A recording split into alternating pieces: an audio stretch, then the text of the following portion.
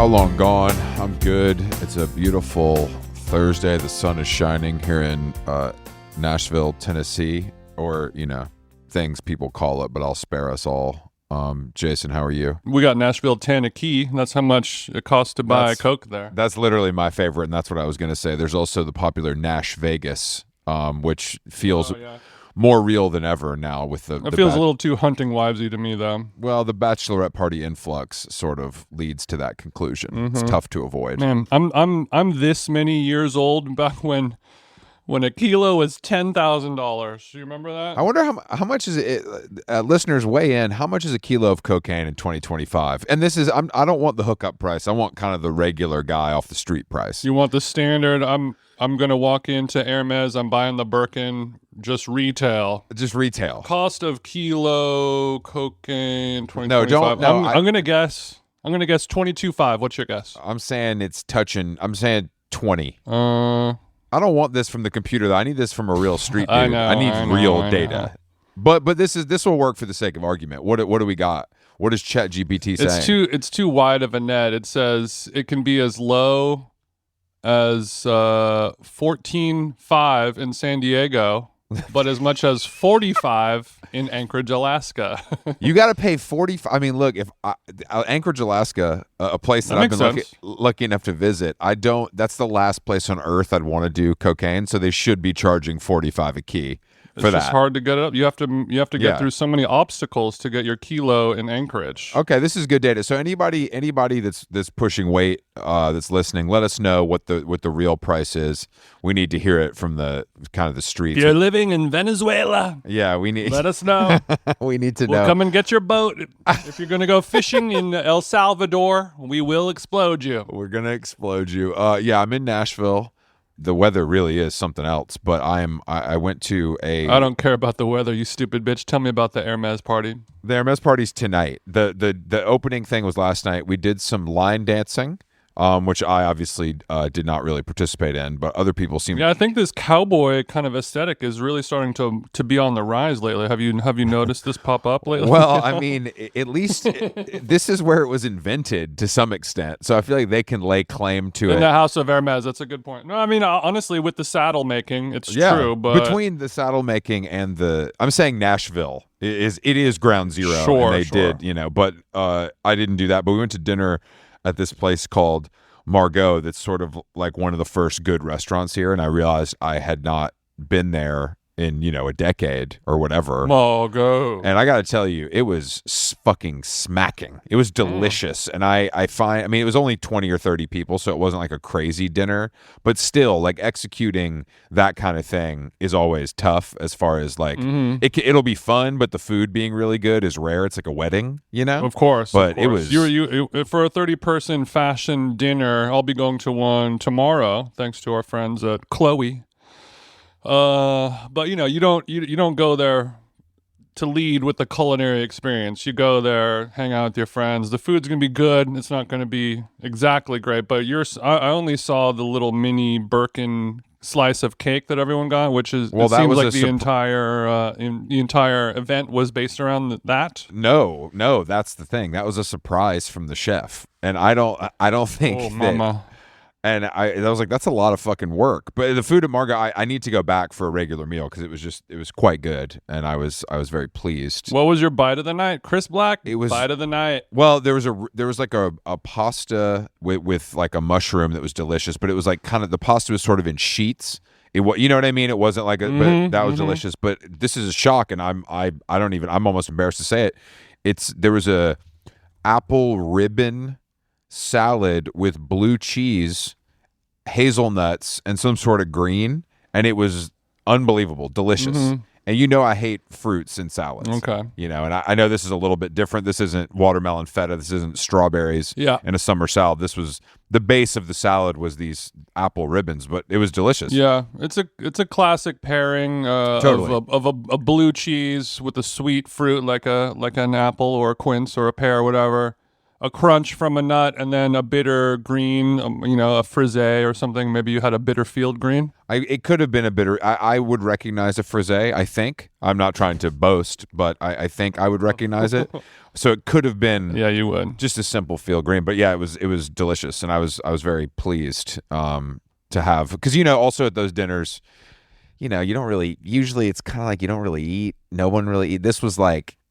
I think the food was too good for anyone to resist. That's fun. And I think maybe being outside of New York and LA, people are okay with eating their meal, which is something that we could dig into deeper probably at some point. So shout out to your Hermes family. Maybe one day I'll get the invite. Who's to say? Look like there's a lot of fashion greats at that table with you, right? Alex is here, Lauren, Sherman, but then the guy from the English teacher, that show everybody loves, was across from me. Mm-hmm. I hadn't met him before. Our soft canceled shouty. He lived in Atlanta when he shot that show, so we had a lot to talk about. Yeah, when we had dinner with Ryan O'Connell and Cord Jefferson a couple weeks ago at Quarter Sheets, Ryan was talking about how great season 2 of The English Teacher is, and I watched a couple episodes in the sauna. People love it. I was giggling. Once I get past this, once I finally dig into this Victoria Beckham documentary, I'll have a lot more time on my hands. Yeah, it's not. It's you can tell when the documentary is made by paid the subject. For by yeah. Yeah, I really love the documentary you made about my husband. Yeah, but I look like a fucking idiot in it, and can you make one where I look cool? I found him, even though he has a crazy women's voice, I found him to be so much more charming. Like it was actually interesting, and I learned something. And I don't care about David Beckham one way or the other, but I liked him at the end. Mm-hmm. You know what I mean? And I feel like that is, but it didn't feel like it was produced by him. I think because that guy Fisher Stevens is actually a good director, and they knew each other. It was actually good. I don't know. I just feel like this. I feel like it's harder for some people. Fisher couldn't do the Victorias. He's too close to it. You understand? I think he's too close to David, but somehow that worked, is what I'm saying. Like I think it actually it didn't. He didn't spare him like I think a lot of people would do in that situation. Sure. But I'll get to it. Yeah. I was in New York. And I just got back last night. Shout out to Vic. Shout out to Nine Orchie. Shout out to... We're shouting out to Target. That's who we're fucking shouting out. Shout out to Target and Woolrich for my my Urban Woolrich activation, where I got to play some Meg The Stallion and Lil Kim and things of that nature. Had a great time. I forget about Meg. I was wearing a shirt Stallion. that the sleeves were long I enough. like Meg The Stallion. She was just sitting courtside in Vegas. Get the feet out. She's at the G League? She's at the preseason. Megan The Stallion's at preseason. She's too fine to be a preseason. That is crazy. I do agree with this. Maybe she built it around a new restaurant opening in Vegas. I don't know. She got a room rate for her squad at the Wynn. Yeah. She brought 20 people, but I mean that seems crazy. Like I know you're looking. It's possible that she is looking for a man or in a relationship with a man. A lot of people do scouting in the preseason games. That's true. She's doing a different type of scouting. Yeah, that's what I'm saying. Well, when I went to see Morrissey alone in Las Vegas, it was preseason.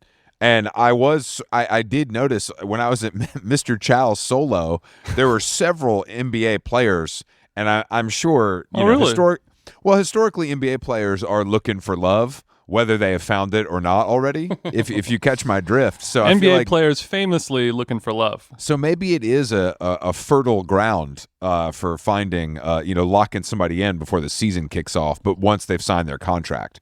Yeah, that beautiful purgatory, And I think Meg deserves a big, tall, sexy piece of NBA baller man. That's true. She's very successful, very good looking, very talented, and she should not settle. And I want nothing but the best for her. Oh wait, she's dating Klay Thompson, who is unfortunately a pussy. But maybe she found that does make more sense. That makes more sense. Klay Thompson. Whiter than me. If we're not defeating the Straggett allegations, talking about we know more about Meg The Stallion. I want to say this than NBA. I want to say this. I looked this up. They just went public with their relationship in July 2025, so it could be there's still time for him to fumble. You know what I mean? It's because I think Megan might want someone a little more rough around the edges, or maybe it's all an act. Who knows? Klay. I wouldn't call him a screet baller by any means. You know what's crazy about Klay would get his shit handed to him. How many famous Clays are there? It's him and Aiken. You know what I mean? I hate to say it, I'll take Aiken in this because Clay Aiken spells it with a C. Clay Thompson spells it with a K. Yeah. Oh, that's right. Yeah. Clay with a K. Kardashian mode. It's not good. But I'm seeing here just quickly. Yeah. You're much taller than him. He's only 6'5". That's disgusting. This is don't want no short. Yeah, this little dinky guy. Okay, dinky MF, and that's his Hollywood height. That means he's doing what 6'3.75" type shit. He's 6'3.75" for sure. Especially depending on what footwear. If he's got the Under Armour contract, you know what I'm saying. Shout out to Clay. He's one of those. You always know the basketball player is going to be good if they don't know how to smile right in the photo. Like, I don't know what to do with my mouth, like that kind of vibe. I can only do one thing, and that is he's draining trees. Pull up from 3. Yeah, let's. We were talking about the zines. ID magazine, and not just ID, friends of the show, but many print publications partnering with digital media, the very thing that is taking them down, to then launch a limited edition print media. I don't know. I was trying to wrap my head around this life cycle, and it's a little convoluted. I can wrap my head around the fact that Substack is cutting checks, and ID wants to be the recipient of one of those and can do something cool because they obviously have a rich history of print. But I'm just this goes back to me talking about the re-engineering of cable television, and now we just pay double the money for the same thing, and it's just harder to use. This feels like, okay, so we're gonna take a lot of writers that have newsletters, and we're gonna take their stuff from the internet and then print it into a zine that looks cool. It is confusing, but I also think that it's a good sign that even if you could read an essay from someone's newsletter, you might prefer to have it in print. Feels like a good thing overall.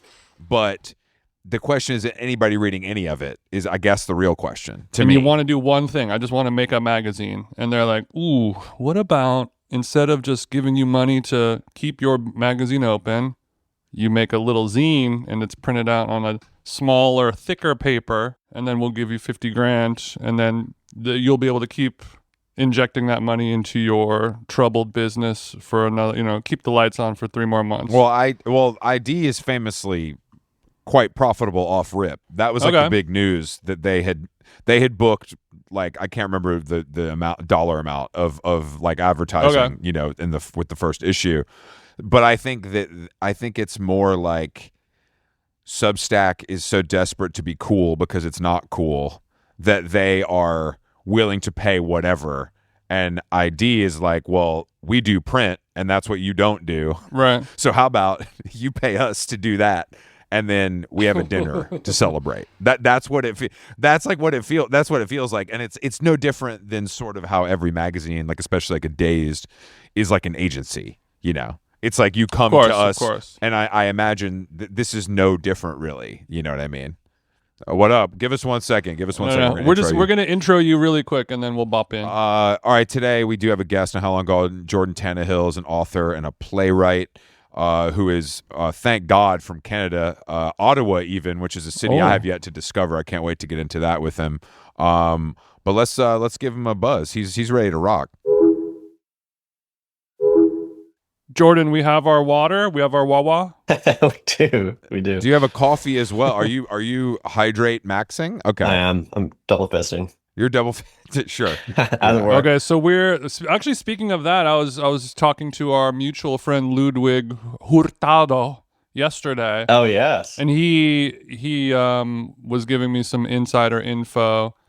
And I was looking at the Them magazine quote, and I believe you began the interview with Michael, who's been on the show, Cubby, Michael Cubby, yeah, Cubby, and you said I had to cancel a fisting date to do this podcast. So what did you have to cancel? I know it's early. Did you have to cancel anything for today's podcast? I mean, I'm always canceling sex dates for work. This is the. That's super progressive of you, actually, to kind of put yourself first for once. Yeah, exactly. Okay, so when you're doing the scales of justice, you're weighing out the options of sex or work. Yeah.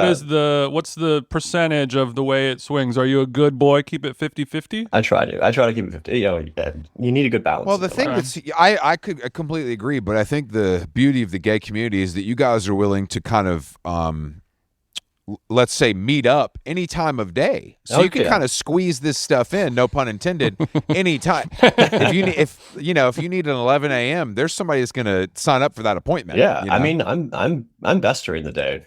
Like Sure. After dinner. I mean, I'm ready for bed. When you say I'm best, could you expand on that, please? Energy, looking fresh. Yeah, you've showered, you've had 2 Celsiuses, you're ready to go. I completely understand. Big proponent of daytime sex, very underrated. But I think it's cool that you guys allow sort of a 24-hour window, versus 2 or 3. We're always open for business. Exactly. Or I am. I can't speak for everyone. You're the Waffle House. You're the Tim. I guess it's like a Tim Horton of the South. You're always open. Yeah. Water's always warm. Always up for a double. I had a double at In-N-Out last night for dinner. Isn't that something, you guys? Protein style, of course. What is the what is the double at Tim Hortons? Is it two creams, 2 sugars? Okay, it's just the coffee. I didn't know if it was like also you get 2 donuts, and that was a real. Oh yeah. Do you do 2 creams and 2 sugars? Me? No, I drink it black. Oh, thank God. Why? I don't drink Tim Hortons coffee black. I drink coffee black. Yeah. Like I wouldn't touch that stuff with it. You need 2 creams and 2 sugars. Mm-hmm. So I was talking to Ludwig. He was talking about how, you are an immigrant from Canada and you are creating art here in New York right now. There's tariffs, there's Trump, there's every time I go to Canada over the last year, there's very like national pride, anti-America stuff going on. Yeah. Has doing a production in America, has Trump caused you any troubles? No, thankfully not. But I definitely was curious about how this production would be received at this particular inflection point in American politics. I think this show has been in development for 5 years, and frankly, when Trump was elected, and I knew this production was happening, I thought, I wonder if he's going to just like so radically change the conversation that it'll feel mistimed or it'll just feel off. And in fact, I think the timing has been such that the show has really resonated with audiences, particularly queer and trans audiences at this particular moment. Yeah, I was going to say, it feels better. Okay, so you're saying a play called Prince Faggot is resonating with queer audiences more so? Yeah. That's actually pretty crazy. Yeah, that's pretty crazy stuff. Well, I mean, I haven't seen the production, but everyone says it's fantastic that we've spoken to. I only really know the title of it. So what are the political, without giving away too much of the plot, what are some of the political implications at play in PF? Yeah. So the show follows a group of queer and trans performers who are reckoning with their relationship, initially with a specific photograph of a young Prince George. This photograph was circulating sort of the online space back in, I think, 2018. It was 2017, perhaps. This is based on like an experience you had, or this is the inspiration was the photo. Yeah. So I had a specific experience of seeing this photograph and having this strong instance of personal identification with this photo of this young boy, being like, wow, he looks like a young gay kid in this photo. And it was like this, he had this very kind of unguarded sort of fey pose, which was very... Is this where he's wearing like a sweater vest, like a zip vest? He's wearing like a purple checked shirt, navy shorts, looking at an ascending helicopter with this kind of look of delight, unguarded delight on his face. Obviously totally pre-conscious. The way a gay guy looks at a helicopter. Yeah, oh wow, exactly. I'm looking at it now. And have you seen the Curb Your Enthusiasm episode where there's the gay kid and he wants the sewing machine? Right. Same. I just sent you the photo, Chris. And maybe never a gayer pose has been strucketh by a prince. Okay. Oh wow. Color has been added, Jordan. Okay, thank you for sharing, because this gives a lot of context. I mean, this is it. I think the show. I mean, for me, experiencing my own reaction to that photograph, I was like, okay, how do we talk about queer childhood? How do I even look? I mean, I look at these photographs of myself and I think, wow, I was a gay kid. I wasn't a queer man in waiting. I was this kind of unbroken continuum of being from the moment I was born till now. You wasn't fooling nobody even at 3. Right. I mean, it's obviously a pre-sexual kind of idea of queerness, but nevertheless, it kind of like spurred a sort of this series of thoughts about yes, like childhood sexuality. How do we talk about it, particularly this moment where that feels so supercharged in our politics, this idea of like queer and trans people as groomers and so forth. Hey, straight people can be groomers too. Okay, let's be clear now. Yeah, equal opportunity. Everybody can get it when it comes to grooming. But go ahead. Yeah, so the play kind of, begins with this group of queer and trans performers kind of meditating on their own childhood photographs, talking about their own relationship with this particular photograph of this real boy, and then moving into a fictional space where we say, okay, like as a thought experiment, what if the heir to the British throne grew up to be gay? This is obviously a fictional Prince George. We can't predict the real life sexuality of this person, and so we're using this as a jumping off point, really, to kind of interrogate our own relationships with power, colonization, and queerness. And it's this kind of, there's a sort of play within the play where you're following, yes, this kind of 10 years of the queer coming of age of the heir to the British throne, but also there's these, this kind of meta theatrical monologues of the actual performers stepping out of character and talking as themselves to the audience. Okay, that seems like it could be a little hard to follow. Is that? I mean, it's a lot of voices, I guess, is what I'm trying to say. But like, yeah, there's a cast of 6, so it's not a huge, it's not a super confusing story. It's a pretty straightforward story, but there's a kind of toggling back and forth between what's real and what's fictional, or what's a personal experience versus what's a fictional experience. It's pretty fascinating that a single picture, like basically a paparazzi photo, I mean, for lack of a better, had that big of an effect. But I get it. I think if you see something at the right time, it can do that. It's a powerful enough image. Have you considered or fantasized or daydreamed about, in 10 years from now, when Prince is 22 and coming home from honcho weekend or whatever, is he going, do you think there's going to be a moment where he sees this play and contacts you? Have you had a premonition about this? I don't know. Yeah, whether he grows up to be straight or gay or whatnot, I think of course. Yeah, it's hard to say. Whether the royal family is even aware of it happening here in New York, perhaps. I always wonder, in general, what the royal family is aware of. I feel like, as far as people go, they might be the most sort of siloed that you can possibly be. Like, I feel like, like how Kim Kardashian said, like, I would love to know how much a gallon of milk costs. Like, I feel like the royal family doesn't even know, like, what day of the week it is. It's different for them. I did have the chance to meet the current king and queen, Charles and Camilla, while I was a Canadian living in London. What is the production called, young man? Oh dear. Yeah, it's like exactly. She was like, "Oh, you're a novelist. I love to read books." And that was the extent of the interaction. That's exactly what I mean. That's exactly what I mean. That's exactly. Oh, I too have books. Yeah, they're really pros at kind of the non-conversation, but the sort of very inoffensive. Was it sort of like talk. was it like an event where it was like a greeting line and you were getting an award and you? Okay. I wasn't being awarded, but yeah, it was a greeting line. Yeah, just of various Canadians in London, pretty much. It's a pretty impressive, like, I have never obviously met the king and queen, but those sort of receiving lines and the level of operation that it requires to make that sort of banal small talk with 100 people is impressive. It's a skill in itself. Oh, yeah. It's a skill. It's a skill. I don't know if I could do it. Yeah, you could do that, Chris. You would. I think you'd be very good at doing that.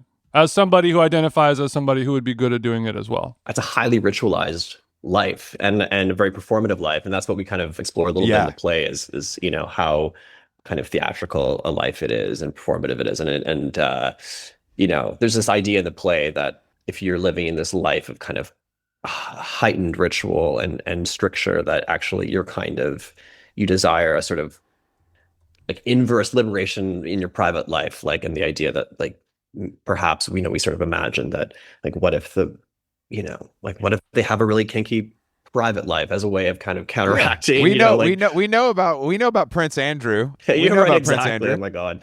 Yeah. How could they not have a little bit of a kink in the private life, right? They seem to be patient zero for that kind of stuff. I mean, we've your royal family, Justin Trudeau, as well as Princess Kati Pari.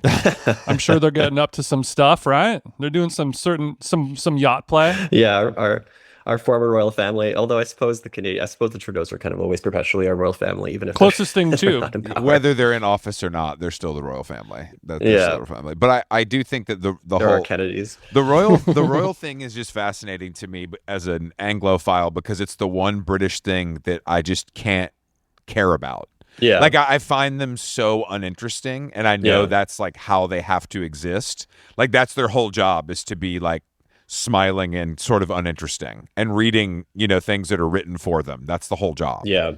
Yeah. I can say that I'm like a royalist. I guess growing up in Canada, A little I more. had sort of a lot of antipathy towards the royal family. I felt like, in Canada, the wounds of colonization are not like a historic idea. They're like open and separating, very present tense. And so I feel like there's, I mean, they're also our head of state. I mean, at the head of the state of Canada, I mean, they're on our currency. It's a very, Yeah.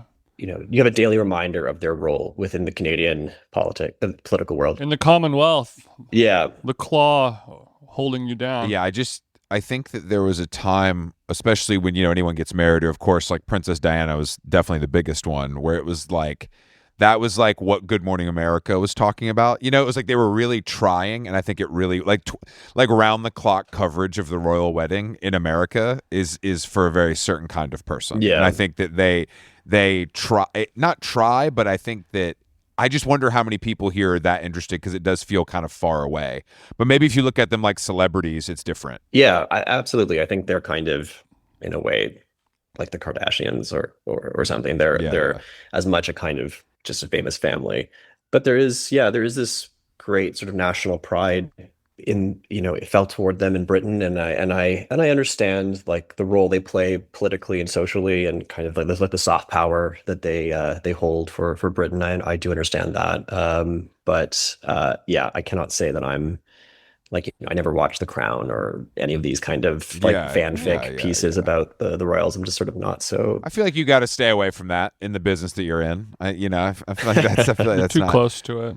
But you lived there, and you lived in London. I lived in London for almost 7 years. Yeah. Did you go because you liked it, or was there like a reason to be there? What was his name, Jordan? Yeah. Yeah. Well, his name was James. I was with a fellow there for 5 years, and then actually afterwards a guy named Alistair. So I had a couple very Actually, there were two. There were two over 7 years. So I moved. I did move for love, and then I moved for work. I mean, the British theater scene is great, and certainly a lot more expansive, I guess, than the one that I was moving from. As great as the Canadian theater scene is, it was definitely, I was like eager to just see work elsewhere, make work elsewhere. So I was doing some stuff with the National there, and collaborating with the British artists, and it was great. It was a really fun experience. I had a chance to see a lot of work in Europe, which really inspired me. But ultimately, coming back to North America, I do feel like my context is here, and being in New York.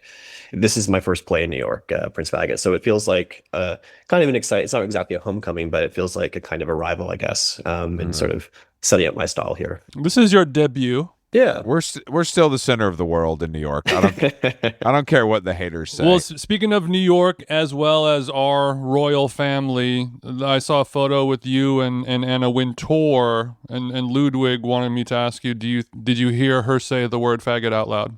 Yeah, no, she called me one to my face. She said, "Out of the way." Yeah, she came to the show. It was crazy. Awesome. That's crazy. Yeah, we've been really lucky to I mean, perhaps thanks to Jeremy, it's definitely, he knows how to position something in the zeitgeist very well. Yeah. A master of positions. Yeah. So and Anna came, Madge came, which was awesome. Madonna. Wow. It was definitely. Anna and Madge, move over, Cola Scola. With people like that, do you get a heads up, or would you rather not know? I get about like a 6 hour heads up. Okay. I imagine people's plans change when they're that like at the last on the minute In demand. when they're in demand. Exactly. But you would prefer to know that a Madonna or a Anna Wintour are in the crowd, or would you prefer to not know that? Yeah. I mean, it's also not so big of a theater, so I feel like if I'm there, I would see them. But Right. I like to know in advance. I don't go to every show, so it's nice to go to the shows where you can, sort of welcome people and meet them. It's always fun for the cast as well to meet various people that Sure. are in their industry or in other industries that they really admire. I guess when we've had people in your business on the show before, I'm most interested in sort of the not financial, but like how it all works, because I think that like Hollywood and how that works is like dissected constantly in major publications and industry publications on podcasts. Like the music business is talked about constantly, and I think theater is obviously a little more niche in many ways, but I also think the economics of it confuse me a little bit, and it's like I don't understand like what the tipping point is, I guess, for something being truly successful, not just critically acclaimed. Yeah, I'm learning that too, to be honest. You're like, I don't know. I mean, bro. I will say that I feel like there was some article that came out recently that I was reading that I think since the pandemic, so since 2020, there's been like, I don't know, 43 or 45 new musicals on Broadway, and 3 have recouped. Yeah. And all the others are still at running at a loss or have closed or maybe will recoup in X number of years. Not dissimilar from the current film industry as well, Yeah, I mean, some plays fare better, but I honestly think that if you're kind of bringing like an edgy, weird play to Broadway, you're kind of doing it not necessarily to make a windfall of cash. Totally. It's kind of like no, I don't think it's yeah. Well, I didn't mean that was anyone's goal. I guess I meant to be like that figure you just shared is pretty mind-boggling. Yeah. Like, but it also does feel like something that is a producer of a production like yours is sort of a patron of the arts. That's how they're looking at it. I think so. I mean, there is money to be made on Broadway, but I think there is a lot less since the pandemic, or the way you make it is different. I think it's gotten a lot harder. I think inflation has made it a lot harder. Like theater costs, wages, materials, everything has just made it, the sort of balance has been kind of thrown out of whack. So I think people are kind of trying to figure out what the economics of commercial theater in the city are. And to be honest, I've never really dealt with commercial theater before. I mean, I'm like dyed the wool avant-gardist. You're saying when you say commercial, does that mean money exchanges? Because yeah, exactly. So wait, so I'm like being paid for this. The Ottawa theater scene isn't rooted in commerce as much as Broadway. I'm in Toronto. I mean, I think when you have a hit play, it's like your 50 friends see it and that's about it. You go for drinks with them. Sure. It's like it's a deeply unglamorous job to be a playwright in Toronto as much as I unless you can get a Tory Burch deal, but otherwise it's tough. Well, it's tougher. Yeah. Whereas here is a lot more fun for sure. Yeah, I just feel like it's an interesting. I mean, I feel like it's also one of those things where you do something that you really believe in and you love it, and the right person sees it, and the monetary opportunity comes later. That's not what everything has to be about if it's just good. Yeah, and I think what's fun about doing theater in New York is that people care about it. I mean, it's a city that like loves theater. You go to parties or functions and there's like some bankers like, oh yeah, you wrote that. People who are not in the theater see theater and know about it here. It's part of the culture, cultural conversation. It's part of being a citizen in a way that I feel like it's not thought of elsewhere. So that's been kind of fun to experience that here. Yeah, that is. I think that is like why a certain kind of person still lives in New York and deals with the nightmare of it all. Is the access to things like, you know what I mean? It is. It's like if you care about the arts in any way, there's no other place to live. If you really want access to it like year round, Exactly. Well, I guess speaking of year round access, is anybody doing like live streaming or any other ways to try and create revenue around, like if Oh Mary, for example, Cole was on like a year ago on our podcast, huge hit show, doing well, probably one of the only few that are actually making a profit and not losing money. True. There's a lot of people in the world. I've tried to see the show and I couldn't get a ticket. And there's people all over the world that want to see it. People who watch 30 Rock and want to see Jane do Mary. Like if it was on a website and you could pay $20 to live stream it, I feel like a lot of people would do that, right?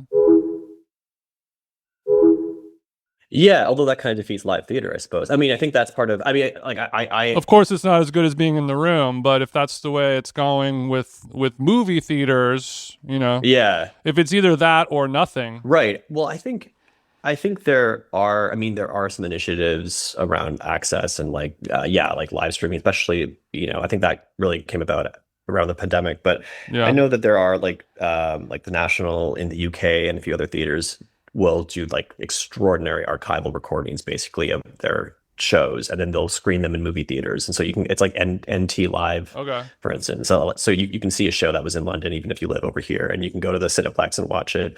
There are a few kind That's of cool. the larger shows that do that. Yeah. But I see what you're saying. You're saying like, yeah, that's cool, but the whole fucking point is that it's not that. Yeah, that on some level that you're like you're gathering in a space with other people and you're watching it live. I mean, I hear what you're saying though. Obviously, there are barriers of cost and of access. Like people don't live always in New York or can't visit. We in the intro, it goes back to the irony of what we were discussing in the intro of Substack funding print magazine companies to make a zine. It's it's like, Yeah, hey, live theater, it's a magical special thing. You have to be in the room to experience it, yeah. feel it, hear somebody cough in the room and the tension and all this stuff. Mm-hmm. What if we just like filmed it and you could watch it on your phone instead? Right. Like you're being killed by the very thing that you're trying to kill. Yeah, You know what I mean? yeah. Like, That's it. I mean, it's a real balance between, yeah, exactly, like access and then kind of like diluting what is so sacred about the art form. Yeah, but I think it's also that people don't. I think there's more people than ever that don't want to be in the room. Sadly, Yeah. like I think there are people. You know what I mean? I think there are people that are interested in all this stuff, but because of COVID and our phones, they've turned into freaks who don't want to do it. Yeah. Or can't, they can't afford it. Like Yeah. it's like things are so fucking expensive nowadays. Like Yeah. who can afford a $300 ticket like to go to Broadway? Let alone who can afford a $100 ticket? yeah, I mean, for your play, how much does a ticket cost on average? The lowest, I think it starts around like 70, like $69, and it goes up to like Nice. 200 something. It's a lot. It's Yeah. especially if you're going with someone, like that can be. Oh, you think I'm paying? Hell no. We're going Dutch. Nah, hell no. Oh, no. So is this like a +1 situation, or I mean, but like $250, like that's like a Lollapalooza ticket or something like that. Right. I know. So I know. it is tough, but I hope to one day be more of a patron of the theatrical arts. I live in a suburb in Los Angeles, so there's not a ton of that going on. Right. Unless you're into the Armenian plays. Oh man. Yeah. I gotta get more into that. The They Armenian can belt theater, it. there's something to explore there. No, but I think that there is. I mean, the monetary thing is. I mean, that's like what the big argument. Like Rolling Stones doing this musicians on musicians, like their version of actors on like the Hollywood Yeah. Reporter thing. Yeah. And today it's Jack Antonoff and Haley from Paramore, and he's complaining about ticket prices for shows. And Right. it's like, bro, but you benefit from that. Like, I don't know. Yeah. How much can you complain when you're the one making the money? But I think it's also like there's just a margin of cost that these things cost, and that's what it requires for a ticket. Like, I don't know what else. Yeah. I don't know how else you do it. Like you said. Yeah. I mean, that's the thing, I guess. Elsewhere, there's like government subsidy. Yeah. I mean, what's interesting to note is that the three shows that recouped, the three musicals that I mentioned earlier that recouped, which were like MJ and Juliet, they all benefited from government subsidies around COVID. So they were all given like these big sort of PPP loan kind of bullshit. support Yeah, they're on their programs. PPP. Loan. Yeah. They kept the money. They didn't even go to the mall. That is.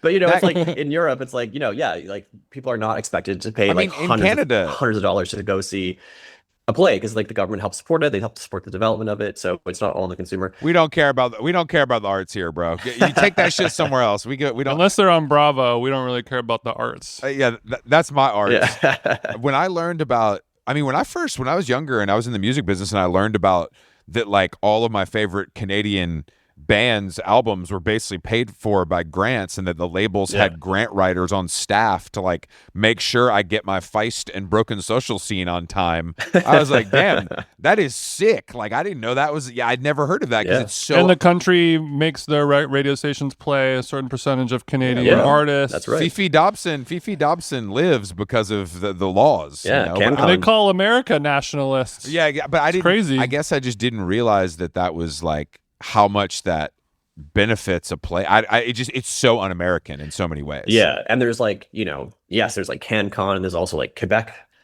also has safeguards around. I mean, and huge support for its own kind of national. Well, with the fake. When you're fake France, you got to culture. protect that shit. You got to protect Nothing that worse shit. than the Quebecois I when mean, it comes to that. Some of the, I mean, honestly, it's like, thank God, we'd be all like, we'd be so conservative in Canada. And we'd have just nothing but conservative governments if it wasn't for Quebec. And, like they're like such an engine of culture in our country too. It is Cinema, pretty, especially so good.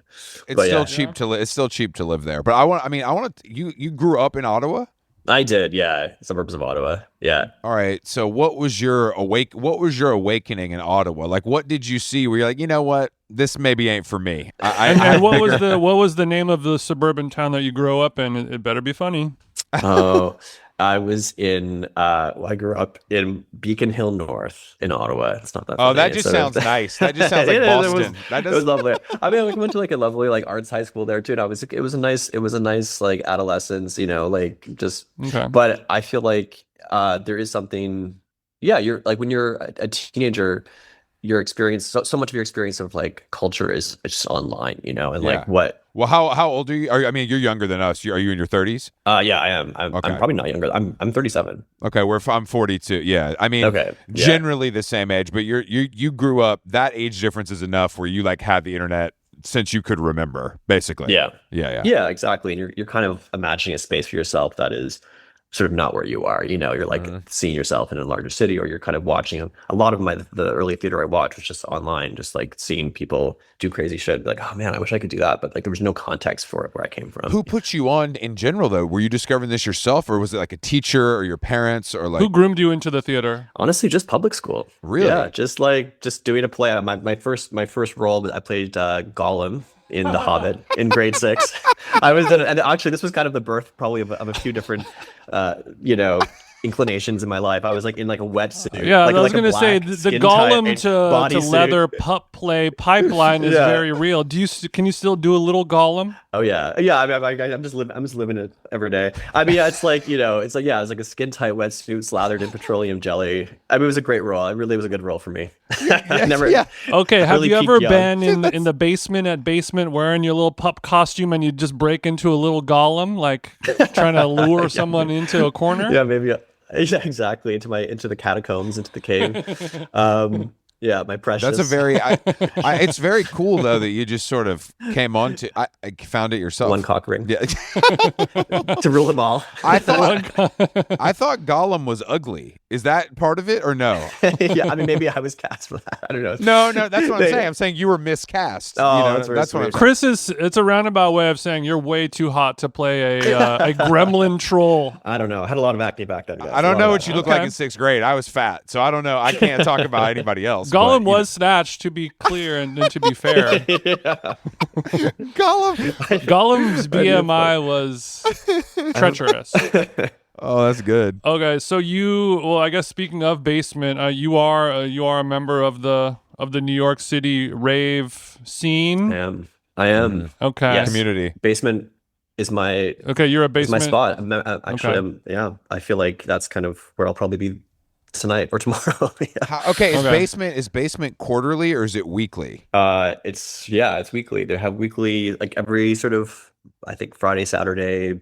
There's something going on. Yeah, it's a great space. And this is the one that moves, correct? Or it's in the same space every time? No, yeah. So it's this like kind of warehouse space in East Williamsburg. Okay.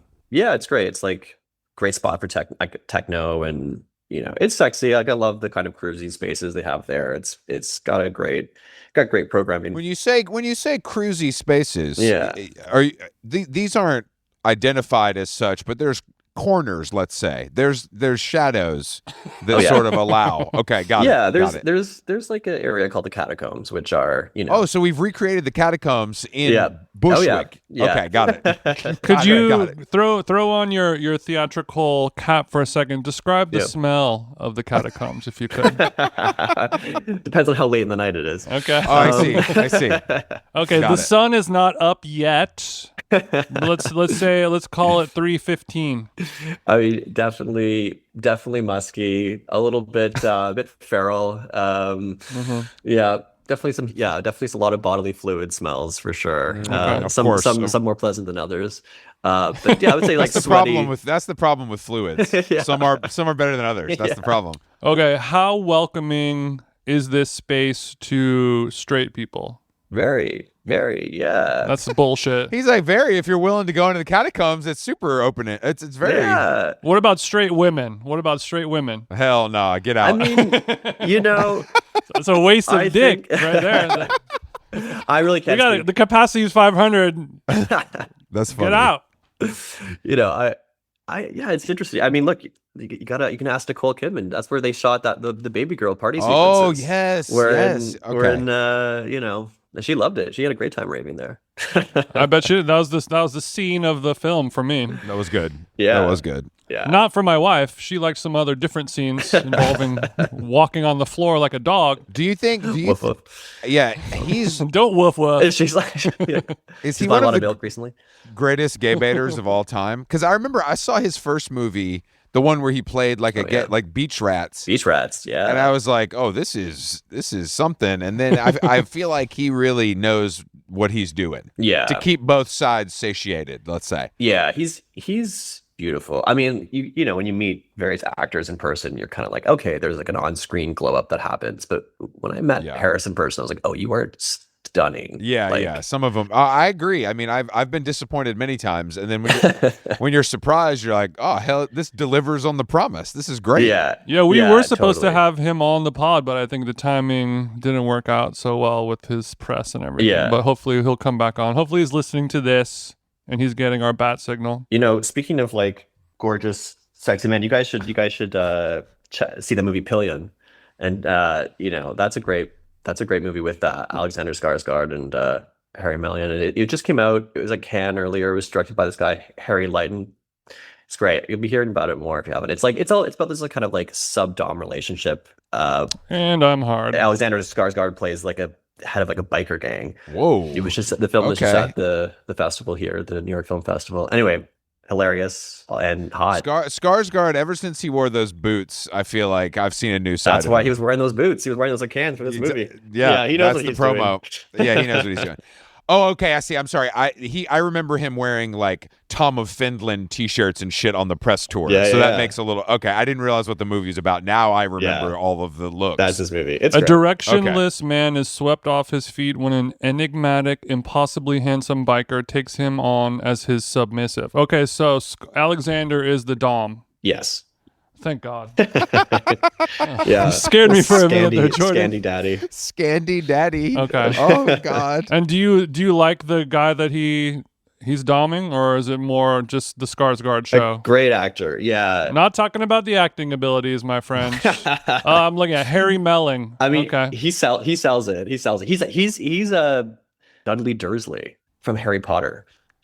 What a Oh, funny... you my new daddy. yeah, exactly. Wow. That's actually. I feel like. All right. So where do you Wow. stand? In the role of a lifetime? Truly. Alexander's gonna fuck him until his eyes go back to normal. What is your stance on straights playing gay? I think best man for the job. We got to give it to him if they're willing to do it. You know. Yeah, I think to an extent. I think the fact that we see like so few gay men being cast in gay roles, like in really kind of great meaty leading gay roles, I think is sort of frustrating. Yeah, like do I want to kind of like, you know, police casting based on like people's personal identity? No, I think that's like a kind of shitty world to live in and makes for shitty art. But I do think that there is like a balance that's not quite been struck or found. Or I don't know. And it does kind of leave a bad taste in my mouth a lot of the times. I'm like, oh, cool. Like Josh is playing a gay character again, or like, you know, Paul's playing a gay character again, you know, or like, oh, Oliver Jimenez has cast only straight people again, like for his gay movie or his gay TV show. Well, what about when a straight person is playing a gay character, but we all know that this person is actually gay, like a Pedro Pascal, for example? Exactly. Yeah, I mean, is that better or does that make it worse? Yeah. I mean, I guess I get why Pedro has to stay in the closet, but it is frustrating. It is frustrating. I mean, it's like, and it's so funny to see like Middle America be like, oh God, look at him touching these women inappropriately. I'm like, well, I guess you got to deal with that discourse if you're going to stay in the That's closet. my favorite. That's my favorite. You know? That's my favorite. Yeah. Like, oh, these women, these People magazine readers, I guess, aren't really clued in to what's going on. If that's going to offend them. Right. But I think that's the whole beauty of it. It helps us insiders feel superior over the regular person. That was a joke. But I've always, like when I was younger, I would always wish that like somebody who so clearly seemed to be in the closet and gay, I would like, I just wish they would just come out so they could be free and everything. Yeah. And now that I'm older and I have a little more, you know, wisdom about the nuances of everything, you know, it's also so hard for some people, and you know, it's truly impossible, and millions of people have gone to their grave never openly coming out. Totally. Like, would he be cast in Marvel movies, which have to be sold, first of all, to Middle America, but also to China, to you know, the Gulf, like et cetera, et cetera. Yeah. I mean, I don't know. Like, do we see gay men as leading men? There are very few like openly gay leading men. I mean, you have people like Coleman, you have Andrew Scott, you have people, you know, obviously we got Lee Pace. I'm a big Coleman head. I love Cole. I think he's so good. Yeah, I mean, I mean, Coleman's awesome. Yeah. I mean, it is sad though that there isn't. I mean, Ben Whishaw has been holding down that fort for a while too. I mean, but like in terms of like big like anchors of like huge franchises, you know, like there are very few examples of like openly gay men who are being afforded those opportunities. Yeah, Neil Patrick Harris isn't gonna. He's not taking roles away from The Rock. Yeah, I'll take a third tier gay actor over fucking Ryan Reynolds. Like, we can switch this shit up real quick, real quick. But I think, do you think that's obviously that's years of, you know, issues that we're not going to unpack here in many ways, but do you think there's still sort of like an agent manager, like, let's not do this because it will affect your career conversation that feels sort of antiquated? Absolutely. Those conversations are happening for sure. Absolutely. I think it's better. I think things are, you know, there is some progress, although it's not linear. I think we're going to probably go into a period of backtracking. Like when Homer goes back into the bushes, it's gay guys going back into the closet so they can keep working. So like, for example, like someone's agent would be like, do we have to go to dinner with Mel Ottenberg again? Like we're you know, like, I don't know if it's affecting our callbacks. A dinner with Mel. I would do dinner with Mel than to star in a Marvel movie. But that's, you know, of course. But no, for sure. There's definitely those calculations for sure happening, you know, or like well, you know, as tricky and as treacherous and tricky as it all seems, I guess on the other side of the coin, in the three of our short lives, the amount of progress that has been made in this specific category over the course, you know, compared to the course of the entire human existence, I think it's a lot of great growth just from me being a kid to where everything is now. I think it's something that should be celebrated. And I think we're only years away from having openly gay superhero movies. You know? I was saying 2-3 years. Yeah. Well, Ellen set us back a little bit, but I think we're still making steps in the right direction. I do. Yeah, I do too. I think it's important to acknowledge that, while also, you know, I think I'll always remain a bit of a cynic by nature. But I hear you, and I think I'm not trying to score one for the straights. I'm just saying, you know, obviously we're not so out of the woods that we should start popping the champagne, but to pull back. You're in the position though to actually do something. You know what I mean? Like, everyone in your play is gay or trans. Yeah. Like, you're able to actually do something where we just sit here and talk. You know what I'm saying? No, we platform. We do platform. We platformed Andy Cohen a couple of years ago. He needed us.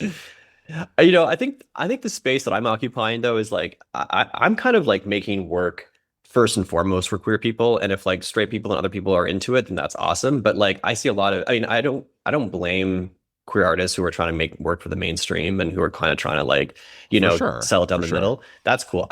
You know, I don't know how much I'm going to personally be like changing the culture of Hollywood. I just mean you are doing it. Yeah. Like, whether you're walking the walk, I guess is what I'm trying to say. Whether that changes the culture of Hollywood. You're walking the walk. We're baiting the queer. It's not a competition of who is doing what or who's doing more. But I see what you mean.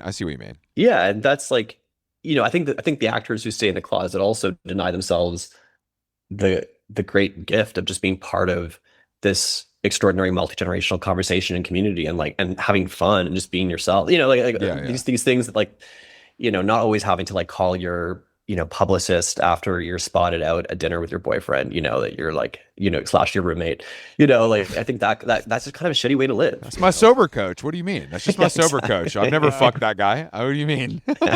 It makes you want to open that bird cage and let that boy fly. Yeah. But, you know, some people like the cage more. Yeah, it's true. The gilded cage. Yeah. The gilded cage, Mama. You had a recent downtown wedding. Is that true? How long ago did you get married? Speaking of wonderful openly gay actors, I married Brandon Flynn. I bet you're open about it. I bet you're real open about it.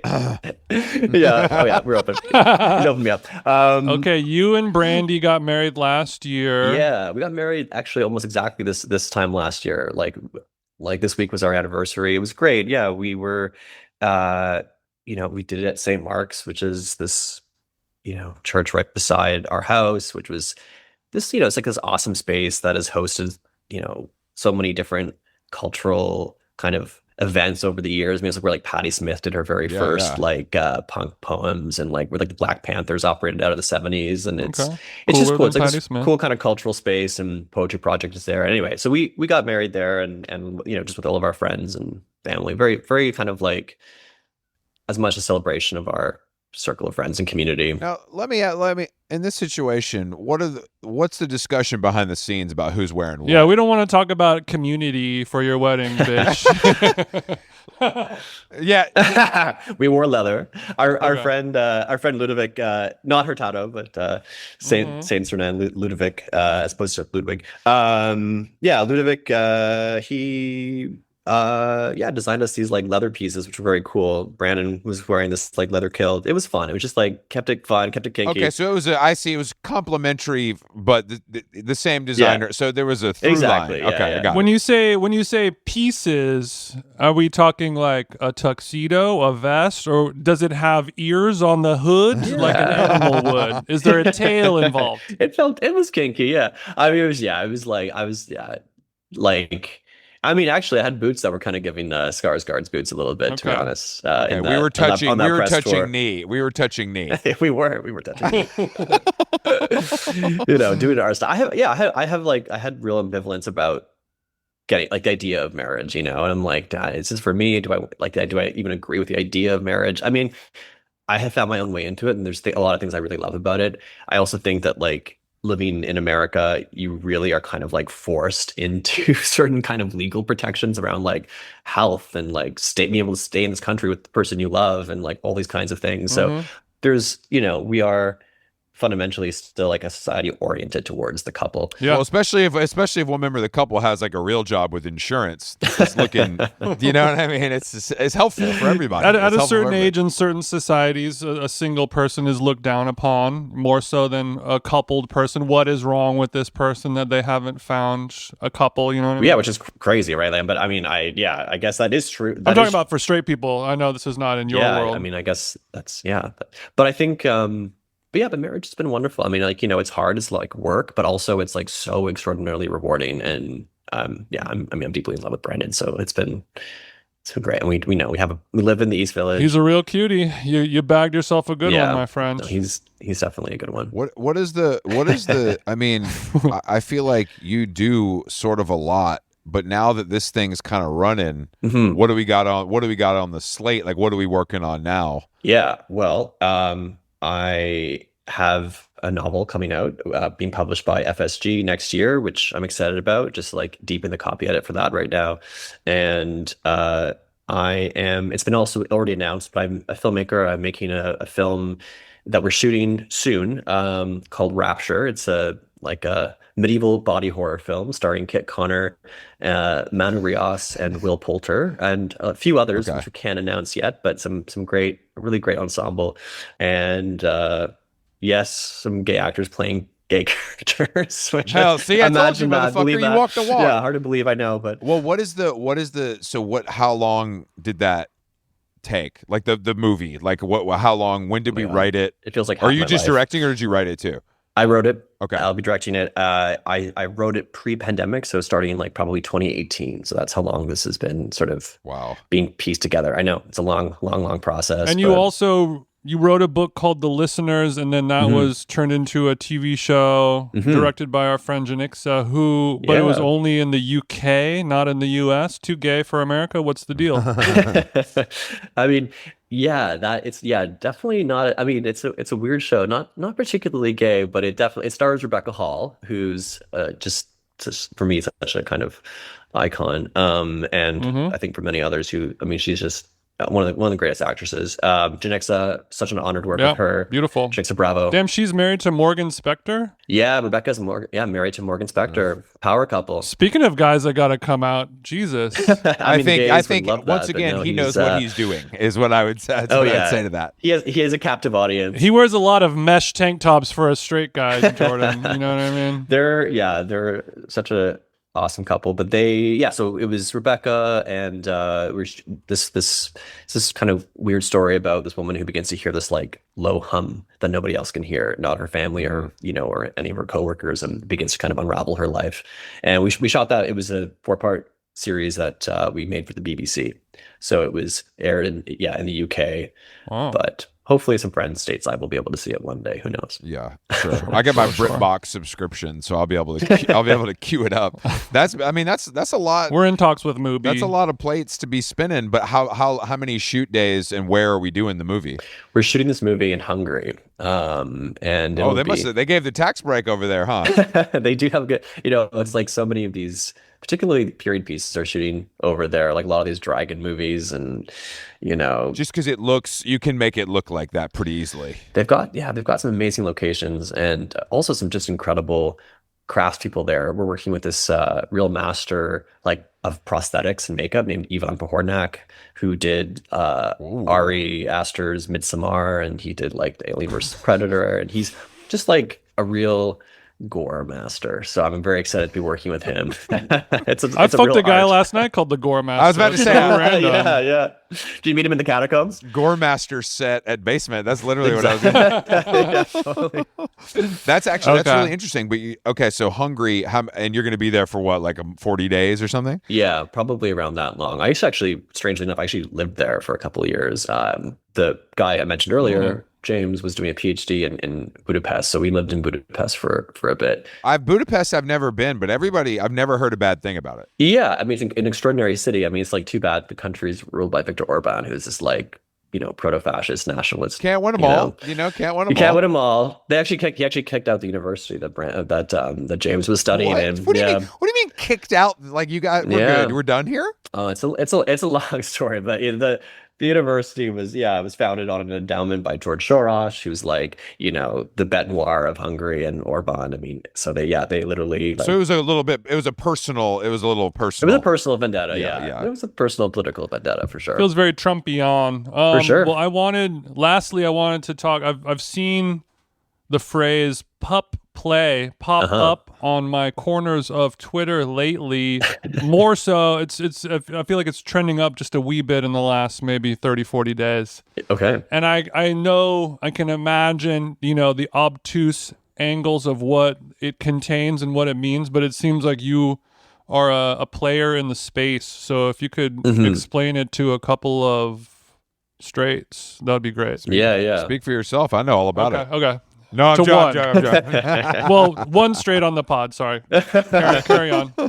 Yeah, I mean, at its essence, it's about someone putting on a mask that resembles a dog, and mine is like a kind of latex pup hood, but there's like some made of neoprene and some made of leather, and just about kind of entering a different kind of headspace where you're not in your own head, you're not worried about your mortgage or your your rent or your grocery bill, you're just like in this like kind of playful animal headspace. Likewise, how straight people wakeboard or mountain climb. Exactly, flow state. Yeah, flow state. And you can just be other than yourself, playful, and it's a bit silly. I think, in some ways, like a lot of fetish is about kind of embracing the fact that you look ridiculous and kind of having the confidence to be like, but you know what, I feel awesome, or I don't care, or like that's kind of part of it, is just like being in this kind of other headspace for a while. I love to wear my pup mask, like my latex hood, when I'm raving. I love it.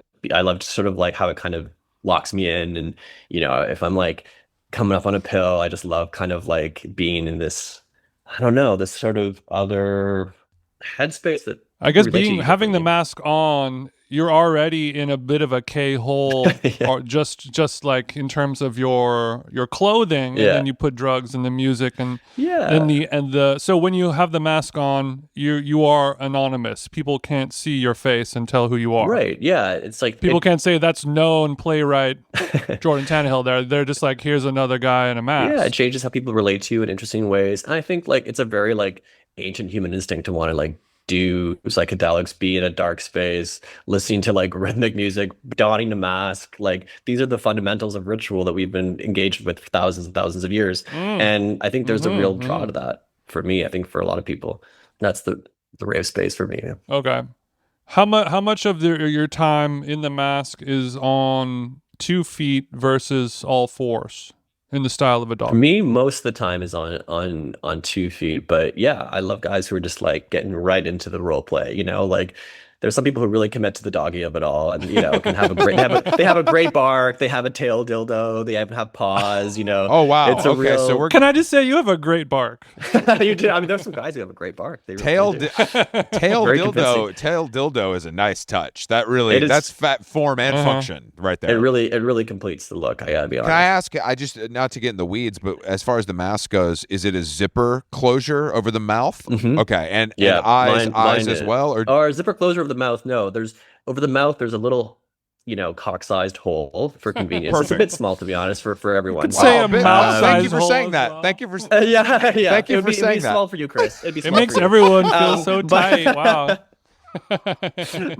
but yeah, it's a bag zipper. A lot of them, like the kind of the most frequently seen hoods, I feel like online and I mean out in public, are like the neoprene ones, right? We've all seen those kind of like almost like kawaii Yeah. style, like kind of cute sort of neoprene course. hoods or whatever. Not quite kawaii, but you know what I mean. They're kind of like animated, like this feel like a kind of cartoon character almost. And I like that.